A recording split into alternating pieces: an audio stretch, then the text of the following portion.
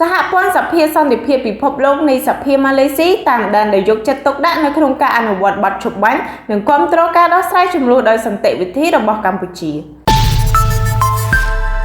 សម្ដេចមហារដ្ឋសភាធិការធិបតីខួនសូដារីប្រធានរដ្ឋសភានៃព្រះរាជាណាចក្រកម្ពុជាបានទទួលជួបពិភាក្សាការងារជាមួយគណៈប្រតិភូសហព័ន្ធសភាសន្តិភាពពិភពលោកនៃសភាម៉ាឡេស៊ីដែលដឹកនាំដោយឯកឧត្តមបណ្ឌិតដាតុកវីរ៉ាមុហាតាប៊ីនអាប់ដូរ៉ាលីសមាជិកព្រឹទ្ធសភាម៉ាឡេស៊ីនៅថ្ងៃទី3ខែតុលាឆ្នាំ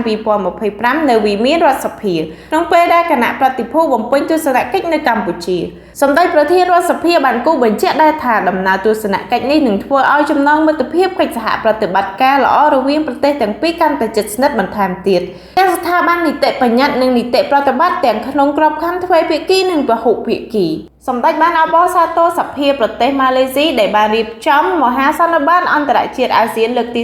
46ទទួលបានជោគជ័យនៅក្នុងការលើកកម្ពស់សន្តិសុខវិបុលភាពសហគមន៍អាស៊ានប្រកបទៅដោយចីរភាពនិងបរិយាបន្នសភាមានតួនាទីសំខាន់នៅក្នុងការស្វែងរកដោះស្រាយនានាជូនពលរដ្ឋធានាសុខសន្តិភាពសុវត្ថិភាពជូនម្ចាស់ឆ្នោតប្រជាជនកម្ពុជាសូមថ្លែងអំណរគុណយ៉ាងជ្រាលជ្រៅជូនចំពោះឯកឧត្តមអាន់វ៉ាអ៊ីប្រាហ៊ីមនាយករដ្ឋមន្ត្រីម៉ាឡេស៊ីដែលបានសម្របសម្រួលឲ្យមានបទឈប់បាយរវាងកម្ពុជានិងថៃព្រមទាំងតួនាទីរបស់ម៉ាឡេស៊ីក្នុងការសម្របសម្រួលនិងដឹកនាំអ្នកសង្កេតការអន្តរកាល IoT ដើម្បីត្រួតពិនិត្យនិងអនុវត្តឲ្យបានពេញលេញ